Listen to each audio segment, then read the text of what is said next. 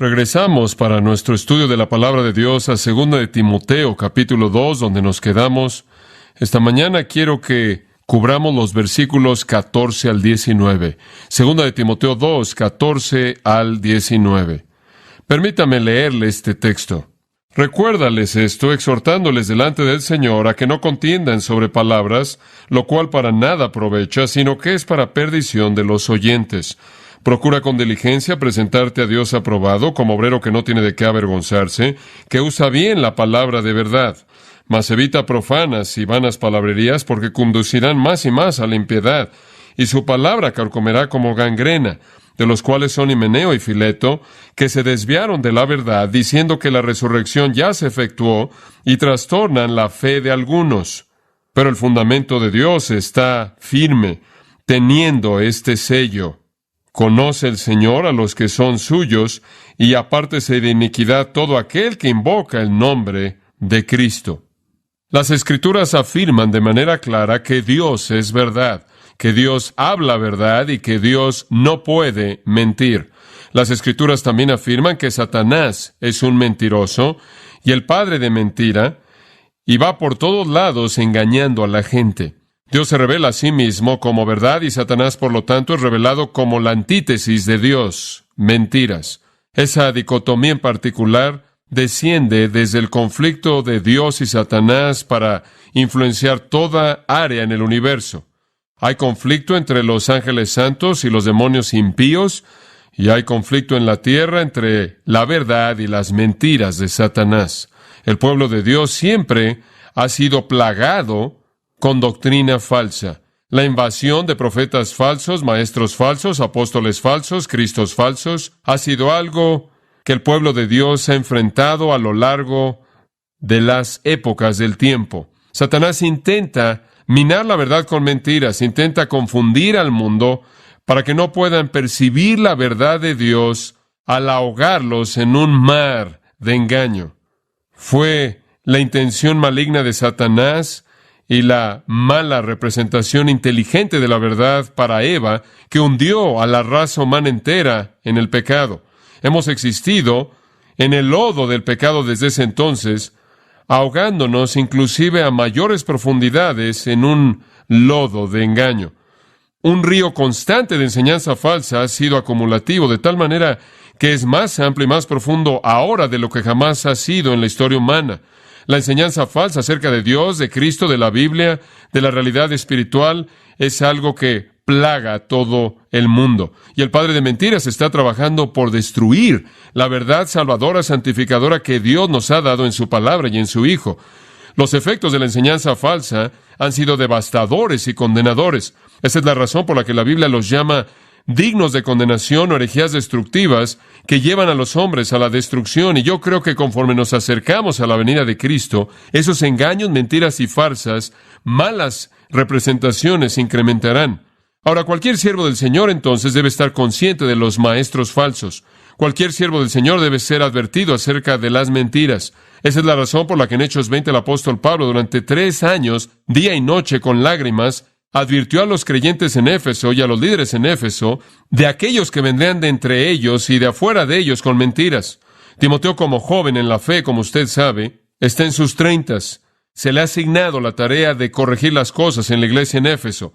La iglesia en Éfeso tuvo un maravilloso comienzo, pero fue la víctima de enseñanza falsa y profetas falsos y apóstoles falsos y, por así decirlo, ancianos y pastores falsos. Habían adoptado falsa doctrina y por lo tanto estaban viviendo un estilo de vida impío. Pablo establece a Timoteo en esa congregación en Éfeso para corregirlos. Les escribe 2 epístolas para ayudarle en el proceso de corregir a la iglesia, para fortalecer su mano, para llamarlo a las cosas que son más necesarias. El asunto de la enseñanza falsa no está aislado en la sección que estamos viendo ahora. De hecho, en la primera epístola de Timoteo, en el capítulo 1, capítulo 4 y capítulo 6, es un tema primordial. En 2 de Timoteo, en el capítulo 1, capítulo 3 y capítulo 4, es un tema primordial, como también aquí en el capítulo 2. Entonces se vuelve algo obligatorio para cualquiera de nosotros que es un siervo de Jesucristo en la iglesia, el estar muy consciente de que estamos establecidos para defender la verdad, que parte de la razón por la que existimos es salvar a la gente de ahogarse en el mar de engaño que Satanás propaga. Parte del desafío de Pablo entonces al joven Timoteo es ayudarle a aferrarse a la verdad y después transmitir la verdad a la siguiente generación. Evitar la influencia condenadora y debilitante de los falsos maestros y la enseñanza falsa. Y como dije hace un momento, yo creo que la corriente contaminada, corrompida, vil y sucia de enseñanza falsa es más profunda y más amplia de lo que jamás ha sido en la historia humana debido a que es acumulativa. Hay tanto de esto en la actualidad, nos rodea en todos lados, en las sectas, en las religiones falsas, en los maestros falsos que abundan en nuestra sociedad, cuya enseñanza abunda debido a la capacidad de los medios masivos de comunicación de esparcirla aún más de lo que jamás ha podido ser esparcida en cualquier generación pasada. Negaciones de la Trinidad, negaciones de la deidad de Cristo, negaciones de la inerrancia y autoridad de las Escrituras, negaciones de la salvación por gracia únicamente a través de la fe que Dios ha provisto, evangelios falsos, ideas falsas acerca de la espiritualidad verdadera, representaciones equivocadas de la naturaleza, obra de Dios, representaciones falsas de la naturaleza, virtud y obra de Cristo, representaciones falsas de la naturaleza y obra del Espíritu Santo abundan. Hay muchas personas promoviendo todo tipo de mentiras en el nombre de la verdad de Dios. Vi un hombre que se presenta como un predicador de Jesucristo la otra noche en televisión y hasta donde podía ver, casi todo lo que dijo no es verdad y es una mala representación de las Escrituras. El texto entonces no solo es esencial para que Timoteo lo oyera, es esencial para mí oírlo y para todos los que ministran a favor de Cristo y oírlo para todos ustedes también. El texto frente a nosotros en los versículos 14 al 19 nos da razones para evitar la enseñanza falsa, razones para evitar doctrinas de demonios y demanda que sean evitadas debido a su peligro severo. Pablo, como usted sabe, ha estado llamando a Timoteo a ser un siervo fiel del Señor en la iglesia efesia, a levantarse por encima de la influencia de la impiedad, a levantarse por encima de la influencia de la enseñanza falsa, a levantarse por encima de la influencia de las personas malas, a entregar de manera sacrificial su vida para corregir esa iglesia. Y uno de los puntos primordiales en corregir esto es asegurarse de que su mente esté clara en la palabra de Dios, en la verdad de Dios, y asegurarse de que usted evite y que usted con su congregación evite el impacto dañino de la enseñanza falsa. Y entonces al llegar a este versículo hay una transición en nuestro pasaje. Veámosla juntos en el versículo 14. Pablo comienza esta sección al decir, recuérdales esto. Literalmente, recuérdales de estas cosas. Recuérdales.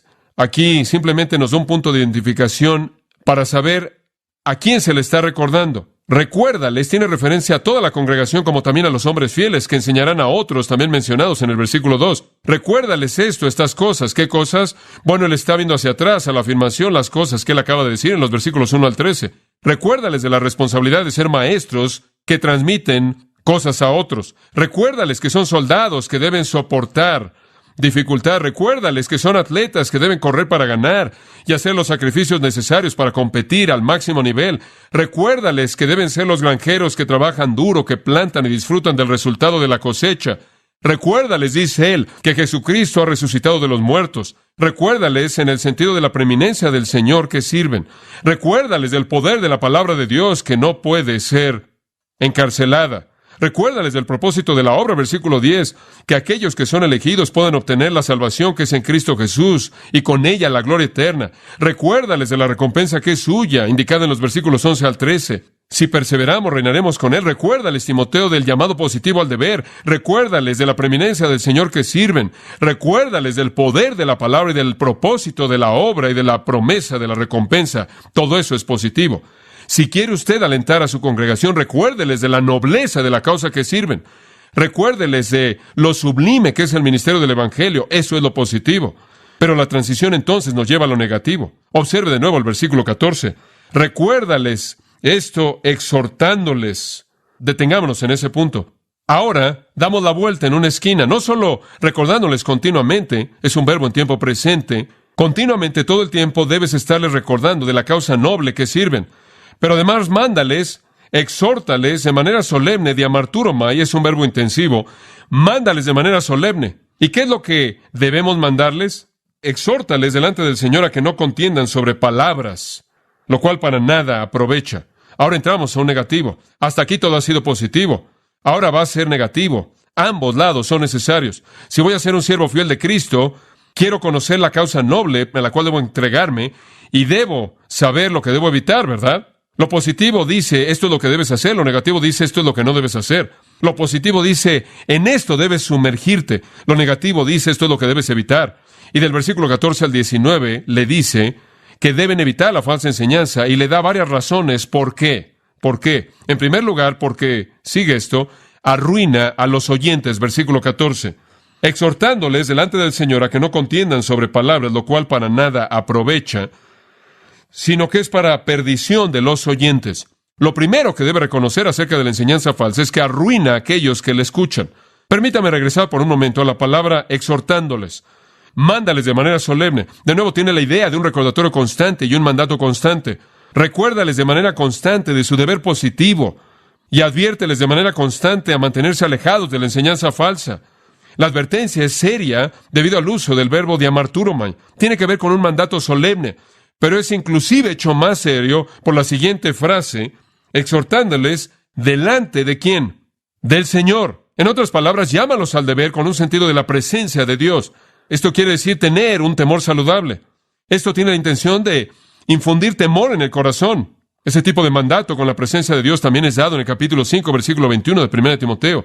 Te encarezco delante de Dios y del Señor Jesucristo y de sus ángeles escogidos, que guardes estas cosas sin prejuicios. Ese también es un cargo solemne, capítulo 6, versículo 13. Te mando delante de Dios, que da vida a todas las cosas, y de Cristo Jesús, que dio testimonio de la buena confesión delante de Poncio Pilato, que guardes el mandamiento sin mácula ni reprensión. Segunda de Timoteo, capítulo 4, versículo 1. Te encarezco delante de Dios y de Jesucristo, quien juzgará a los vivos y a los muertos, que prediques la palabra. Ahora, todos esos son mandamientos muy serios. No solo mandamientos, sino mandatos solemnes. No solo mandatos solemnes, sino mandatos solemnes en la presencia de Dios, lo cual significa traer a Dios como la autoridad, quien va a juzgar al que desobedece el mandamiento. Esa es la idea. Tiene la intención de infundir temor en el corazón. Pensé mucho en la idea de la presencia de Dios, la presencia del Señor, y entonces consulté todas las escrituras que se refieren a esto. Y encontré que hay unos cuantos que tienen una referencia a la presencia de Dios como algo positivo, una realidad confortante. Por ejemplo, el Salmo 68:8 dice, los cielos también dan lluvia en la presencia de Dios. Lucas 1:19, el ángel respondió y le dijo a él, yo soy Gabriel, quien está en la presencia de Dios, y fui enviado a hablarte a ti y traerte estas buenas noticias. Hebreos 9:24, Cristo no ha entrado a los lugares santos hechos con manos, que son copias de lo verdadero, sino al cielo mismo ahora para aparecer en la presencia de Dios por nosotros. En Génesis 27:7, tráeme comida para que pueda comerla y bendecirte en la presencia del Señor. Y después esa afirmación maravillosa en Jueces 18:6, que la presencia del Señor esté contigo en tu camino. Bueno, la presencia de Dios, la presencia del Señor, tiene la intención ahí de consolar, pero en la mayoría de las referencias tienen que ver con juicio. Salmo 68:2, como se derrite la cera ante el fuego, así el impío perezca ante la presencia de Dios. Génesis 3:8 nos dice que Adán y su esposa, después de pecar, se escondieron entre los árboles del huerto para no enfrentarse a la presencia de Dios. Salmo 97:5, los montes se derriten como cera ante la presencia de Jehová, ante la presencia del Señor de toda la tierra. En el Salmo 114:7, temblado tierra ante la presencia de Jehová, ante la presencia del Dios de Jacob. En Hechos 3, habla de arrepentirse y convertirse, y de que sus pecados sean borrados para que los tiempos de refrigerio puedan venir de la presencia del Señor. En 2 de Tesalonicenses 1:9, estos serán castigados con destrucción eterna, excluidos de la presencia del Señor y de la gloria de su poder. Entonces, aunque hay momentos cuando la presencia del Señor tiene la intención de incrementar nuestro sentido de consuelo, hay más veces en las que tiene la intención de incrementar nuestro sentido de responsabilidad.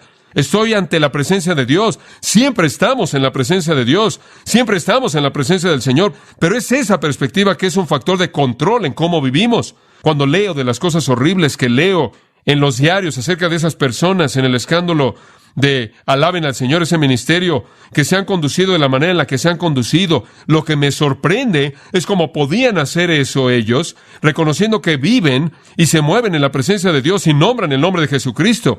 Eso debe llenar de temor la médula del corazón, temor de desobediencia. Él lee el corazón, Él monitorea la vida de cada uno de nosotros. Este es un cargo solemne en la presencia de Dios y conlleva responsabilidad ante el Santo, quien mantiene el registro de todo lo que hacemos y juzga justamente. Ahora, esto es serio.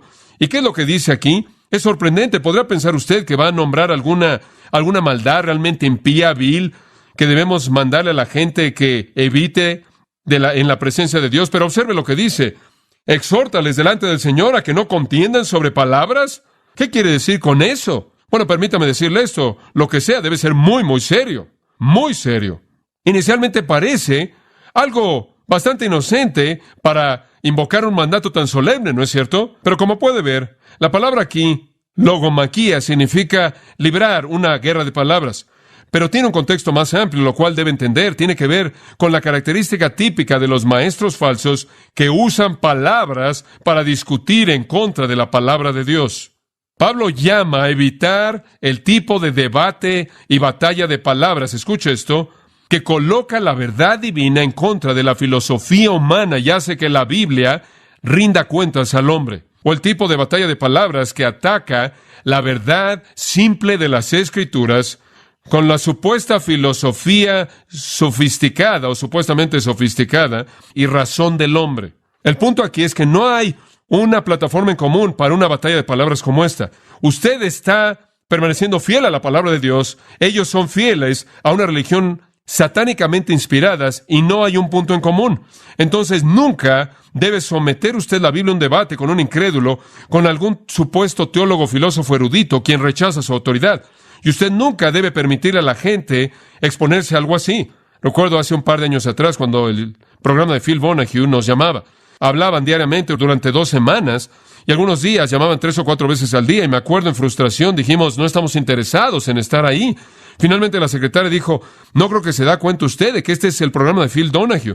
Y personalmente en mi corazón yo creo que hay unas pocas personas en Estados Unidos quien ha dañado tanto la moralidad en este país como Phil Donahue debido al engaño, al disfraz de tener un foro intelectual y abierto y proponer todas las ideas y las palabras que destrozan la verdad.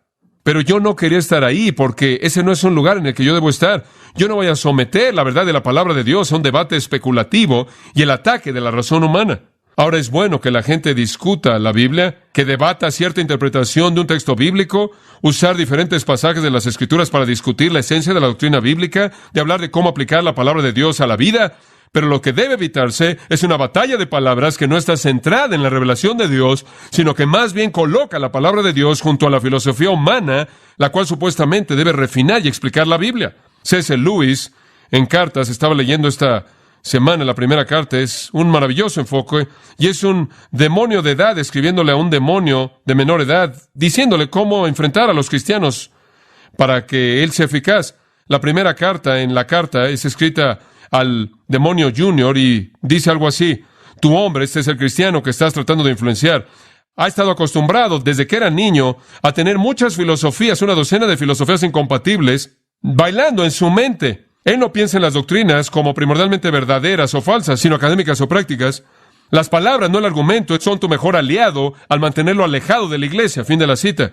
Los demonios saben que si usted tan solo puede llenar la cabeza de una persona con mucha terminología, muchas palabras, razón humana y filosofía, puede confundirlos acerca de la verdad simple de la palabra de Dios. Esto pasa en las universidades, seminarios en este país y en los sistemas religiosos falsos. Se está promoviendo por evangelistas y predicadores en la televisión que no hablan la verdad.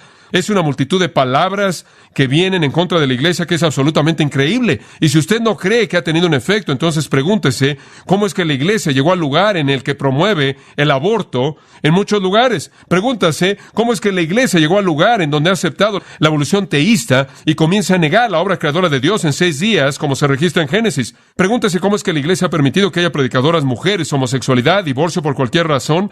Pregúntese cómo es que la iglesia ha permitido que líderes impíos lleguen al liderazgo, demuestren su impiedad y se queden ahí donde están. Pregúntese cómo es que los maridos ya no lideran sus hogares y las mujeres ya no tienen un compromiso con las vidas de sus hijos como la prioridad en su vida. Pregúntese cómo es que la iglesia ha creído los materiales y el orgullo, la autoestima y la psicología del pensamiento humano contemporáneo. Si usted no cree que las palabras nos han invadido, usted no está viendo de cerca. Y toda doctrina falsa de otras religiones han invadido a la iglesia de tal manera que ahora tenemos una especie de misticismo híbrido que conocemos como un movimiento carismático. Y todas estas cosas en la iglesia son palabras de hombres. La gente me dice, de hecho se me preguntó anoche, ¿qué significa atar a Satanás? Dije, no sé lo que significa, no está en la Biblia. Y se me preguntó la semana pasada, ¿qué significa ser matado en el espíritu? Le dije, no tengo idea, no está en la Biblia. Y leí un libro que decía que si usted no era matado en el espíritu por lo menos 3 veces a la semana, herido en el espíritu, no podía seguir con su vida espiritual. Palabras que confunden, que mitigan, que van en contra de la palabra de Dios. Y hay diferentes niveles de impacto extremo, claro, pero sea que sea lo que estaba atacando la iglesia en Éfeso, era muy, muy serio, y sin duda alguna era algún tipo de herejía filosófica gnóstica incipiente que usaba muchas palabras sofisticadas y atacaba la enseñanza simple de los apóstoles. Estas cosas están en la iglesia porque la iglesia está dispuesta a escuchar al mundo, y la iglesia está dispuesta a colocar la Biblia al lado de la razón del hombre y dejar que la razón del hombre promueva sus palabras, y entonces la Biblia se convierte en algo confuso en las mentes de aquellos que la ven. Y aquí dice que no aprovecha para nada, no sirve de nada, no tiene beneficio espiritual, es peor que eso, es demoníaca. 1 Timoteo 4:1 son doctrinas de demonios que son promovidas por espíritus engañadores a través de las mentiras hipócritas de sus voceros. ¿Y qué hace? ¿Cuál es el resultado? Observe lo que dice. Este tipo de cosas son para perdición de los oyentes. La palabra perdición es catástrofe, esa es la palabra griega, catastrefe, significa perder, vencer, arruinar. La enseñanza falsa tiene el efecto opuesto de la edificación. No edifica, derriba, no fortalece, debilita. Tiene el efecto trágico, amados, de personas que escuchan a la enseñanza falsa, y es que las arruina. Ahora, ¿qué significa eso? ¿De qué tipo de ruina está hablando aquí? Bueno, él está hablando de las personas que están en esos sistemas que promueven enseñanza falsa y los arruina. ¿En qué sentido? Esa palabra catástrofe es solo usada una vez más en el Nuevo Testamento. Veamos lo que significa. La otra vez está en 2 de Pedro 2:6 y habla de Dios condenando las ciudades de Sodoma y Gomorra a catástrofe, a reducirlas a cenizas. Catástrofe ahí significa devastación total. La destrucción total de Sodoma y Gomorra fue una catástrofe. Y él está usando la palabra y en el mismo sentido. Destruye de manera total a los oyentes. Esto está hablando de condenar sus almas eternas. Destrucción total, holocausto total, devastación total. Esa es la razón por la que 2 de Pedro 2:1 llama a esto herejías destructivas que traen destrucción repentina.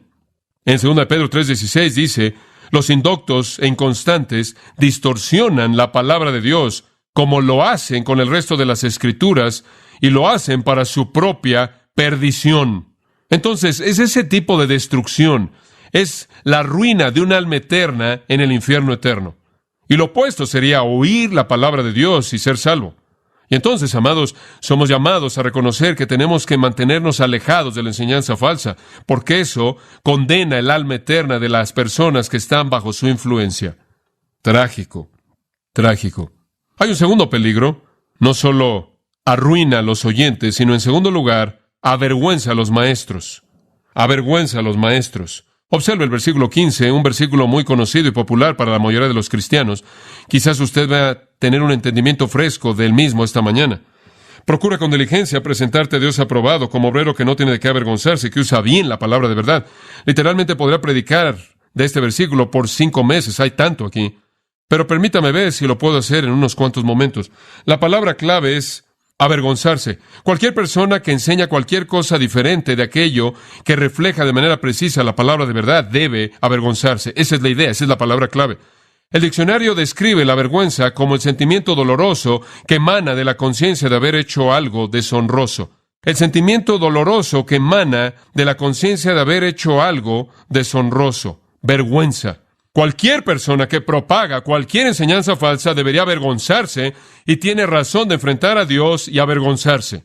Esto hace referencia a la vergüenza que hemos hecho cuando es inspeccionada por Dios. En otras palabras, es digna de condenación, no de reconocimiento. Permítame expresarlo de manera simple. Cualquier persona que representa de manera equivocada, que representa de manera errónea, que ignora o distrae de la palabra de Dios al dar enseñanza falsa o al confundir a la gente con razón humana inútil, tiene razón de estar avergonzado sin importar cuántos títulos tenga, no importa cuántos doctorados en filosofía o cuán erudito crea que usted es. Si usted viola la palabra de Dios o representa de manera equivocada su verdad gloriosa, usted tiene toda razón de estar delante de Dios en vergüenza y debería sentir dolorosamente la conciencia de haber hecho algo deshonroso, y eso es usar de manera equivocada la palabra preciada de Dios. Entonces el punto aquí es que avergüenza al que le enseña. Entonces él dice en el versículo 15, procura con diligencia. Ese es el primer principio. ¿Cómo evita usted el ser un maestro vergonzoso? ¿Cómo evita usted el avergonzarse ante el Señor? En primer lugar, sea diligente. Procura con diligencia. Traduce la palabra spodazo, significa dar diligencia, haz el máximo esfuerzo, presenta celo persistente, haz tu mejor esfuerzo. Dicho de una manera simple, haz tu máximo esfuerzo. Haz un esfuerzo máximo. ¿Sabe usted cómo evita ser un maestro vergonzoso? al hacer un esfuerzo máximo. Este versículo está cercano a mi corazón, usted sabe eso, y creo que ser un maestro que no se avergüenza comienza con hacer un esfuerzo máximo. Tiene que entregar su vida entera a esto. Esa es la razón por la que 1 Timoteo 5:17 dice: el anciano que labora en la palabra y la doctrina es digno de doble honor. Es una labor, es un trabajo al punto de sudor y quedar exhausto. Demanda un esfuerzo máximo, demanda un compromiso con la excelencia. En segundo lugar, él dice, procura con diligencia o haz tu máximo esfuerzo para presentarte a Dios. Esta es una palabra maravillosa. Paristemi significa estar al lado. Para significa estar al lado. Hablamos de para iglesia o cualquier cosa que tenga que ver con algo que está al lado de alguien, de esa manera, paralelo. ¿Qué es esto? Significa que usted quiere estar al lado de Dios, venir a su lado. Usted debe querer estar al lado de Dios. Y después esta palabra clave: aprobado, aprobado. Hombre, qué pensamiento. Eso significa alguien que ha sido probado como digno después de haber sido probado. Alguien que ha sido probado como digno. ¿Cuál es la meta del maestro? Hacer un máximo esfuerzo para que algún día esté al lado de la presencia santa misma de Dios, no avergonzado, porque Él ha probado ser digno. Hombre, qué maravilloso, qué maravillosa meta. Poder tomar su lugar. Ese es un pensamiento maravilloso, junto a Dios como un maestro digno de su verdad, aprobado. ¿Qué hace una persona, un maestro excelente de la palabra de Dios? Uno, hace un esfuerzo máximo. Dos, su meta no es agradar a los hombres, sino estar al lado de Dios aprobado. Usted se enfoca más allá de los hombres. Pablo le dice a los Gálatas, ¿quiero yo agradar a los hombres? En absoluto, en absoluto. El corazón del apóstol Pablo era que él pudiera agradar a Dios. Él hizo lo que hizo con ese propósito en mente y solo ese propósito. 1 Tesalonicenses 2:4, así como hemos sido aprobados por Dios para que se nos encomendara el Evangelio, así hablamos, no buscando agradar a los hombres, sino a Dios quien examina nuestros corazones. Ese es el punto. El maestro que está delante del Señor y oye, bien, buen siervo y fiel, es el que ha hecho un máximo esfuerzo y cuyo enfoque en su vida fue que algún día él estaría junto a Dios y será considerado digno porque fue probado, digno de confianza. La palabra obrero es una palabra maravillosa, ergates, tiene la idea de energía y tiene que ser un obrero o trabajador. Y el punto aquí no es estudiante. No es el retrato de un estudiante, es el retrato de un trabajador que trabaja duro, de un obrero que está tan comprometido con un esfuerzo máximo y tan comprometido de venir ante aquel quien es su amo y mostrarle un trabajo que es digno. Esa es la idea. De tal manera que él nunca será avergonzado. Nunca será avergonzado. Y el corazón de todo esto es cómo maneje la palabra de verdad. Obsérvelo. Que usa bien la palabra de verdad. Ese es un término tan rico. Podríamos tomar tiempo simplemente desarrollando eso, pero permítame darle la idea. El griego literal es cortar una línea derecha. Orthotomeo. Cortar una línea derecha. Ahora, ¿a qué se refería? Bueno, muchas cosas. Cualquier manera de cortar una línea derecha o cualquier medio, o más bien cualquier operación en la cual una línea derecha era necesaria, esta palabra encajaba. Era usada, por ejemplo, de cortar una línea derecha con una sierra. Cuando quería usted ensamblar una mesa, una silla o lo que quería usted ensamblar, usted debía cortar una línea derecha. Era usada para cortar un camino derecho en medio del bosque, conforme usted iba abriendo el camino y cortaba, o inclusive un área montañosa o rocosa cortaba un camino derecho. Era usada de construir un edificio con mucha frecuencia y podía involucrar el cortar una orilla derecha en una piedra para que, conforme usted apilaba las piedras para construir el edificio, estaban niveladas y encajaban con la plomada, y de esta manera usted podía mantener todo derecho. Era usada de cortar ropa en una línea derecha. Era usada de cortar líneas derechas para poder hacer que encajaran bien, para hacer una tienda, si de hecho eso era lo que estaba siendo hecho. Cualquier tipo de línea derecha que tenía que encajar con algo más. Ahora, permítame seguir este pensamiento. Pablo trabajaba con piel. Con frecuencia decimos que trabajaba con tiendas, pero la palabra griega es un trabajador de piel. Esto es, él usaba pieles y quizás cabello de cabras de vez en cuando para hacer cosas, quizás tiendas. Y puede imaginar usted que un hombre que hacía una tienda tenía que colocar muchos pedazos juntos. Por ejemplo, si usted estaba haciendo una tienda de una piel, No había una cabra lo suficientemente grande como para hacer su tienda, obviamente. Entonces tenía que cortar muchos pedazos de pieles de cabras y después comenzaba a cortarlas y tenía que cortar toda pieza de manera correcta. De lo contrario, no encajaban juntas. Es como hacer un vestido. Ustedes, damas, saben que si ustedes no cortan las partes derechas, no van a encajar. Es como usted corta los pedazos individuales que hace que el todo encaje. Y eso es exactamente lo que él está diciendo. Y he dicho esto a lo largo de los años. Si usted no sabe cómo cortar los pedazos, usted no puede hacer que todo encaje. El punto es que usted no puede ser un teólogo hasta que usted haya sido un exegeta. Usted no puede desarrollar su sistema de teología a menos de que usted haya cortado bien las partes. Y eso quiere decir que toda persona debe entonces usar bien, manejar bien la palabra de verdad, cortar toda parte derecha de tal manera que encaje todo bien.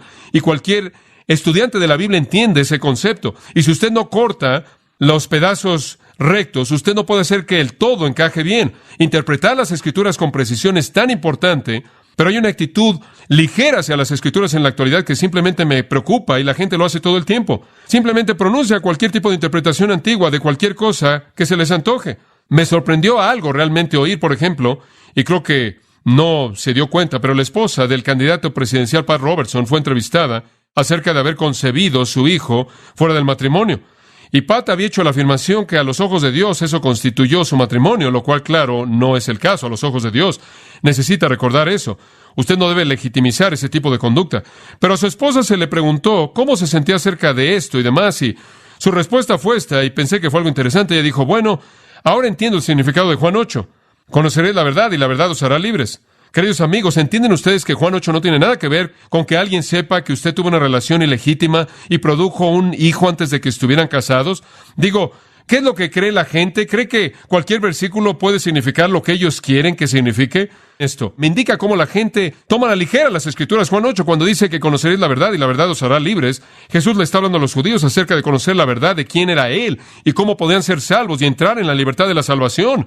No la libertad de que finalmente su closet fue abierto y dejar que algún pecado que estaba oculto que usted cometió ya saliera. Y de nuevo, no quiero concentrarme en esa situación, simplemente para decir que fue una ilustración bastante vívida para mí de la manera en la que la gente trata las Escrituras. Como puede ver, 2 Corintios 2:17 dice, no somos como muchos que medran falsificando la palabra de Dios.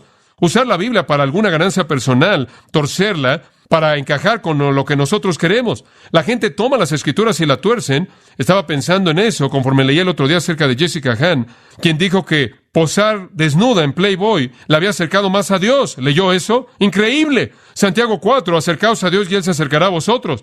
¡Qué gran verdad! Y qué profanación tan increíblemente blasfema y vil de esa verdad. Pero la gente toma a la ligera las Escrituras. Y aquí el apóstol Pablo dice, mira, tienes un mandato solemne ante un Dios santo en cuya presencia estás en todo momento, de evitar cualquier infiltración en las Escrituras que sea inútil de aquellos cuya enseñanza arruina a la gente que enseñan. Y también debes reconocer que cualquier persona que no usa bien la palabra de verdad con gran precisión tiene razón de estar delante de Dios que avergonzado. Eso es algo serio. Más vale no tratar a la ligera la palabra de Dios. Ahora, ¿qué es la palabra de verdad? Bueno, en primer lugar, es usada varias veces en las Escrituras. En Efesios 1:13 y Santiago 1:18 definitivamente se refiere al Evangelio. Ahí dice el Evangelio en Efesios 1:13, dice la palabra de verdad, el Evangelio de vuestra salvación. Entonces, la palabra de verdad tiene que ver con el Evangelio. En Santiago 1:18, Él nos engendró, nos hizo nacer con la palabra de verdad, de nuevo refiriéndose al Evangelio, mediante el cual nacemos de nuevo. Pero va más allá de eso, porque la palabra de verdad es toda la revelación de Dios. Juan 17:17, Jesús dijo, tu palabra es verdad. Entonces Él dice, úsala bien en su totalidad, el Evangelio y todo lo demás. Cuando usted piensa acerca de manejar bien el Evangelio, tiene que reconocer que hay mucha predicación en la actualidad que no usa bien el Evangelio, no lo usa de manera apropiada. De hecho, he estado escribiendo un libro ya por unos 5 años y quiero que oren por mí. Si tan solo orara por los siguientes 60 días que termine este libro, es del Evangelio. Aquí estamos en 1987, teniendo que escribir un libro para aclarar el Evangelio. Es absolutamente increíble, pero hay tanta confusión en esto. Leí una disertación de una maestría el fin de semana de lo que es el Evangelio, escrito por un alumno de seminario, trayendo todos los elementos de confusión de lo que el Evangelio realmente es y cómo uno se apropia del Evangelio en su vida. Tenemos que usar bien la palabra de verdad para que no representemos de manera equivocada el Evangelio y terminemos con un aborto en lugar del nuevo nacimiento. Y de nuevo tenemos que representar toda la palabra de Dios, no de una manera ligera, sino de una manera apropiada. ¿Y qué es lo que eso demanda? Usted recuerda, como puede ver, lo que demanda es diligencia o excelencia. Demanda un deseo de ser aprobado por Dios, no los hombres. Y demanda que usted sea un obrero, un artesano, que usted conozca su arte, su tarea, que usted tenga el tipo de preparación correcta, apropiada, que le permite estudiar. Somos artesanos que manejamos la palabra de Dios, más vale que así sea. Evitando entonces aquí la falsa enseñanza, dice, arruina a los oyentes y avergüenza a los maestros. En tercer lugar, lleva la impiedad. Versículo 16.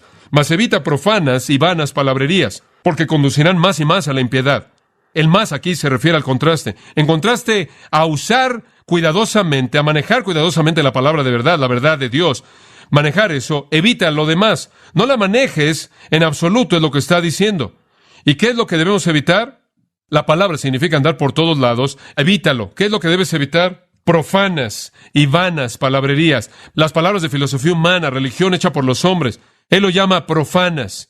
Esto es algo no sagrado. Bébelo. Significa común, no apartado. Simplemente las pláticas de hombres no sagradas, impías, profanas, comunes, terrenales.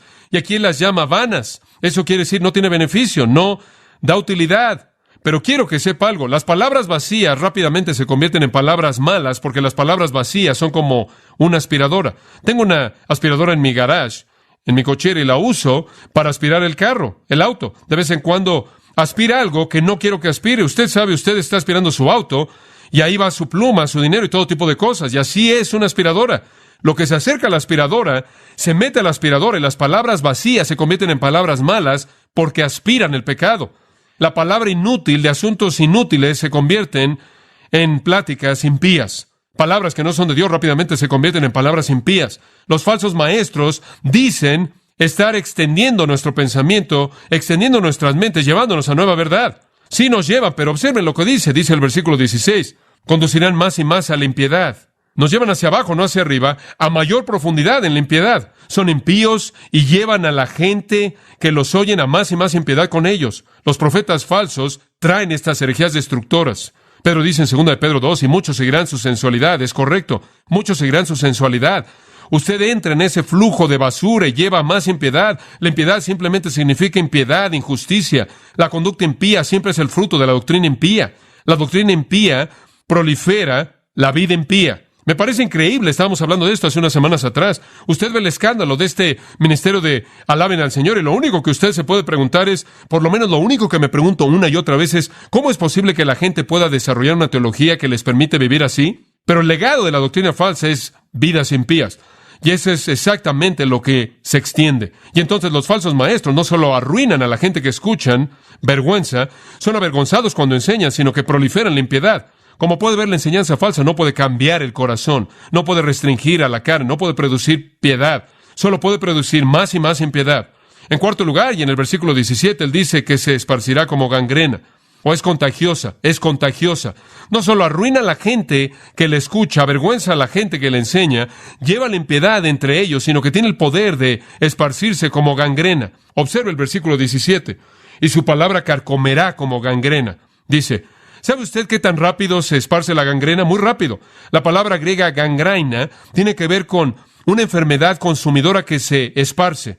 Una enfermedad que se esparce rápidamente. ¿Se da cuenta de que la gangrena puede comenzar con un pequeño agujero en el cuerpo humano y llegar a infectar el cuerpo humano en unos pocos momentos de tiempo con su veneno? ¿Que curar la gangrena en la gente es colocar una presión en un sistema para retardar la velocidad de la gangrena, para que la inyección de la penicilina pueda tomar efecto? Así de rápido se esparce. Es como fuego en hierba seca con su maldad. Esa es la razón por la que Judas 23 dice que cuando usted se acerca a alguien en un sistema falso, los arranque como una rama del fuego y tenga cuidado, no sea que su ropa se queme. Es maldad. Corrompe el tejido que está a su alrededor y se esparce como doctrina corrupta para infectar a otras personas rápidamente, y lo hace rápidamente. Como puede ver, la gente del mundo le encanta la falsa enseñanza en contraste a la verdad, porque todo es parte del sistema al que pertenecen. ¿Entiende eso? Digo, el mundo entero, como mi abuelo solía decir, está dividido entre los santos y los que no son santos. Y a los santos les encanta la palabra de Dios y a los que no son santos aman la palabra de Satanás. Y el sistema entero de religión falsa es la palabra de Satanás. Son los hijos del diablo. Ellos creen la línea del diablo, operan en el mundo, la carne y el diablo. Entonces, déle una religión que está inspirada satánicamente y la van a creer. Y se va a esparcir como gangrena, como un incendio. El peligro de la falsa enseñanza arruina a la gente que la oye, avergüenza a la gente que la enseña, incrementa la impiedad, se esparce como gangrena. En quinto lugar, trastorna la fe de algunos. Trastorna la fe de algunos. Versículo 17. De los cuales, estos falsos maestros, son Himeneo y Fileto. Él se refiere a personas aquí. Él no se retrae de nada. Himeneo, por cierto, fue nombrado en 1 Timoteo 1:20 como uno de los principales líderes, probablemente uno de los pastores falsos que enseñaba en Éfeso, a quien Pablo mismo sacó de la iglesia. Pablo lo sacó, pero aparentemente cuando él fue sacado de la iglesia, él abrió su negocio ahí abajo, una cuadra de la iglesia, por así decirlo, y continuaba promoviendo sus mentiras. Y ahora él tenía un hombre junto con él llamado Fileto, y los dos están comunicando esta doctrina demoníaca. Y entonces él los llama por nombre, simplemente para que Timoteo sepa exactamente quiénes son y pueda decirle a la iglesia que los evite. Himeneo y Fileto, hombres que se desviaron de la verdad, son como aquellos en Santiago 5, 19 y 20 que se han desviado de la verdad. Son apóstatas, queridos amigos, se han desviado, erraron, perdieron la marca de la verdad. Son como aquellos que una vez fueron iluminados y gustaron del don celestial y vieron los poderes del siglo venidero y participaron del poder del Espíritu Santo. Han caído y es imposible que ellos sean renovados para arrepentimiento. Han apostatado, Hebreos 6. Son como aquellos en Hebreos 10, quienes han pisado la sangre del pacto, han considerado la sangre de Cristo algo profano y han menospreciado el Espíritu de gracia. En otras palabras, conocieron la verdad, rechazaron la verdad y entraron en un error terrible, se alejaron de la verdad. ¿Y cuál fue su aberración particular? Dice en el versículo 17 que Himeneo y Fileto se desviaron de la verdad. Esto es la revelación de Dios, al decir que la resurrección ya se efectuó. Bueno, ¿qué es lo que quieren decir con eso? Probablemente tenían la idea de que la resurrección no era nada más que alguna experiencia mística que usted experimentaba cuando en su vida no iluminada pasaba la vida iluminada. Probablemente estaban creyendo algún tipo de herejía filosófica que era popular en ese entonces. Realmente no conocemos la respuesta de eso. Algunos creen que adoptaron la filosofía griega que decía que la única vida después de la muerte era que el hombre viviera en sus hijos. En otras palabras, solo había una vida continua y esa es la vida que continúa en un hijo. Y fuera lo que fuera, había negado la resurrección del cuerpo. Quizás se habían metido en el dualismo filosófico que dice que el cuerpo es algo que debe ser descartado y solo el espíritu continúa viviendo. No habrá resurrección corporal en absoluto. No sabemos lo que era. No sabemos si era algo místico. Quizás era una especie de idea filosófica que dice que vivimos en nuestros hijos, o quizás el tipo de dualismo gnóstico que dice que viviremos en espíritu pero no en cuerpo. Pero de cualquier manera negaron la resurrección. Dice usted, ¿es eso importante? Sí, es importante. 1 Corintios 15, escrito 7 u 8 años antes de esto, Pablo dice que no hay resurrección. Si no hay resurrección, entonces Cristo es que no ha resucitado. Y si Cristo no ha resucitado, entonces no hemos resucitado. Y entonces somos dignos de conmiseración. Y no hay resurrección. En otras palabras, usted le quita el corazón al Evangelio. Estaba negando el Evangelio con su perspectiva de que la resurrección ya se efectuó. Al negar la resurrección del creyente, del cuerpo del creyente que está por venir, al negar la resurrección que era la esperanza de todo creyente, sin embargo, futura todavía, estaba negando la resurrección de Cristo y sus implicaciones, porque Él es las primicias de nuestra resurrección. Por lo tanto, estaba negando el Evangelio, estaba negando la esperanza de aquellos que pertenecían al Señor. Esta es una negación del cimiento de la fe cristiana, negación de la vida eterna en un cuerpo glorificado como el de Cristo. Estaba negando el cristianismo en su corazón. Entonces él dice, como resultado, trastornan la fe de algunos. Ahora, ¿qué quiere decir con eso? Trastornan literalmente significa voltear de cabeza. Bueno, ¿qué nivel de fe era ese? Bueno, obviamente era una fe legítima, era una fe no salvadora. Estas son las almas inconstantes de las que Pedro habla en 2 Pedro 3:16. Los indoctos e inconstantes. 2 Pedro 2:18, hablando palabras arrogantes, los falsos maestros de vanidad. Ellos apelan mediante deseos carnales y por sensualidad a aquellos que apenas están escapando de aquellos que viven en el error. En otras palabras, retrata una persona que en cierta manera está buscando a Dios y quiere creer y está comenzando a abrirse y se colocan bajo este tipo de enseñanza falsa, literalmente destruye su fe. Es una persona con fe débil, una que realmente nunca pertenece al Señor, pero en cierta manera están moviéndose hacia la religión, hacia algunas respuestas en la vida y escuchen, ¿no entiende usted lo verdadero que es esto? ¿No sabe usted que los sistemas falsos de doctrina y las religiones falsas están allá afuera esperando que la gente que están sintiendo el dolor y la presión de la vida y está buscando respuestas simplemente quieren aspirarlos? Esos son los que están iniciando algún tipo de sistema de creencia y se vuelven presa de estas religiones falsas. Pero no pueden ser los reales porque no puede usted trastornar la fe genuina. Veremos eso en el último punto, en el versículo 19, obsérvelo. Lo último que quiero compartir con usted, número 6, es que la enseñanza falsa es peligrosa porque caracteriza a aquellos que no pertenecen al Señor. Tiene que ser evitada porque caracteriza a los no salvos. Y él regresa al punto de una manera maravillosa. Maravillosa. Observe el versículo 19. Pero, me encanta esa palabra, es enfática. A pesar de aquellos que están arruinados, a pesar de aquellos que están avergonzados, a pesar de esos impíos, a pesar de aquellos que han sido corrompidos por la gangrena de la falsa doctrina, a pesar de aquellos cuya creencia inicial es trastornada porque realmente han sido atrapados en sistemas falsos, a pesar de eso, eso es lo que pero significa, a pesar de eso, el fundamento de Dios está firme. Hombre, qué afirmación, qué afirmación. Me encantaría tomar el tiempo para llevarlo a lo largo del proceso entero de descubrir lo que eso significa. Pero permítame tan solo darle el final del proceso. ¿A qué se refiere el fundamento de Dios está firme? Amados, es la iglesia, son los redimidos. Y la mayoría de los comentaristas afirman esto. Tiene que ver con los redimidos. Somos el verdadero pueblo de Dios que forman, que constituyen el fundamento inamovible, sólido, que los falsos maestros no pueden sacudir. Los falsos maestros van a arruinar a algunos, van a avergonzar a algunos, van a llevar a la impiedad a algunos, van a corromper a algunos, van a trastornar la fe de algunos, pero no a los elegidos de Dios. ¿Ve eso? El fundamento de Dios está firme. Tenemos un edificio no hecho con manos. Somos el templo del Dios viviente. Somos la iglesia que Cristo edificará y las puertas del Hades no prevalecerán contra ella. Somos aquellos en quienes Dios comenzó la buena obra en nosotros y la perfeccionará hasta el día de Jesucristo. Filipenses 1:6. Somos aquellos que nunca pueden ser separados del amor de Dios en Cristo.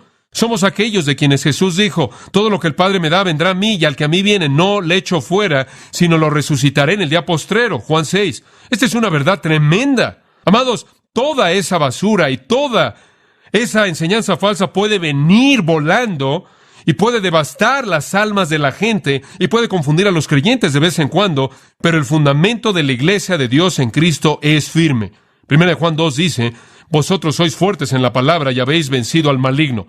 Dios llamó a un pueblo para la salvación, escogidos desde antes de que el mundo comenzara para gloria eterna, y ese pueblo permanecerá intacto cuando la gloria comience.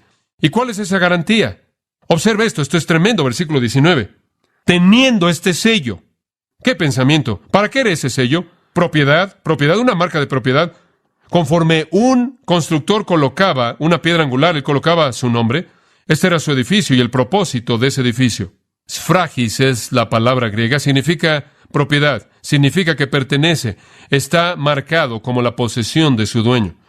Y así también nosotros.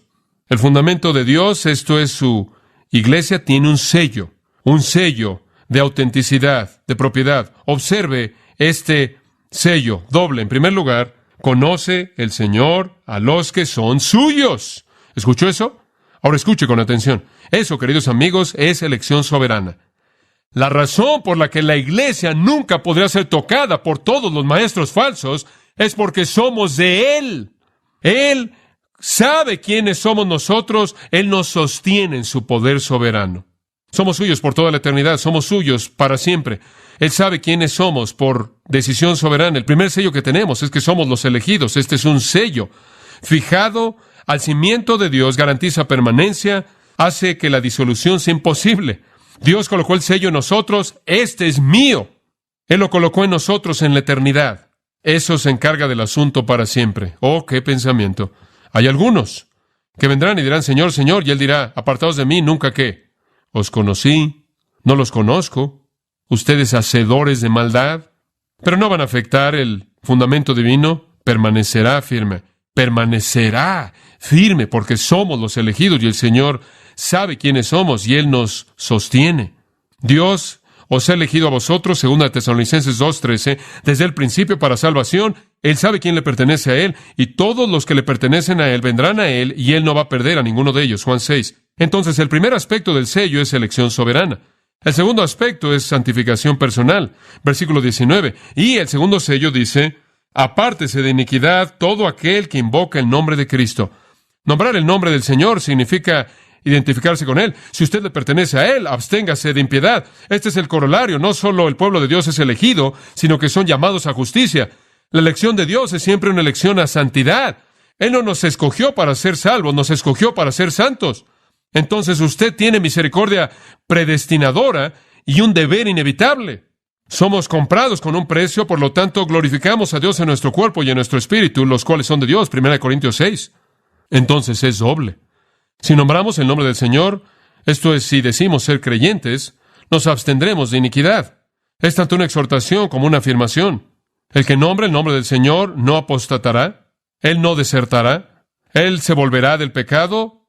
La injusticia es el término aquí. La elección de Dios es una elección para santidad. Ahora, estas dos citas son interesantes porque ninguna de ellas es exacta, pero parecen de manera general ser de Números capítulo 16. ¿Se acuerda usted de la historia de Números 16? Coré se rebeló contra Dios y muchas personas se rebelaron con él. Y Dios vino en juicio terrible en contra de ellos. La primera afirmación: conoce el Señor a los que son suyos, nos recuerda del dicho en el versículo 5 de Números 16. El Señor, o Jehová, mostrará quiénes son de él. Ahora, esa afirmación fue hecha por Moisés a los amigos rebeldes de Coré. Cuando se congregaron contra Moisés, y aquí estaba esta gran rebelión de personas apóstatas, Moisés dijo: el Señor conoce a los que son suyos, Él sabe quién le pertenece a Él. La segunda fue el mandato de Moisés al pueblo en el versículo 26. Apártense, os ruego, de las tiendas de esos hombres impíos y no toquen nada que sea de ellos. Entonces aquí vemos dos lados. Uno, Dios va a venir en juicio, pero Él sabe a quién va a librar porque le pertenecen a Él. ¿Y cómo sabemos quiénes son? Porque van a apartarse de las tiendas de iniquidad. Desde el lado divino son elegidos, desde el lado humano son obedientes. La seguridad que tenemos, escuche, la enseñanza falsa y los falsos maestros y mentiras y demonios engañadores y el resto de esa basura puede venir en nuestro camino, pero no obstante, permaneceremos firmes y somos partes del cimiento, del fundamento de Dios. Y aquellos que son elegidos por un lado, y aquellos que manifiestan el ser elegidos porque somos obedientes. Así como la rebelión bajo Coré terminó en juicio, así también terminará la de los maestros falsos. Y así será el caso en la iglesia, pero los elegidos serán librados porque son elegidos y porque son santos en vida. ¡Qué gran esperanza! ¡Qué gran promesa! Esa es nuestra seguridad. Inclinémonos juntos en oración.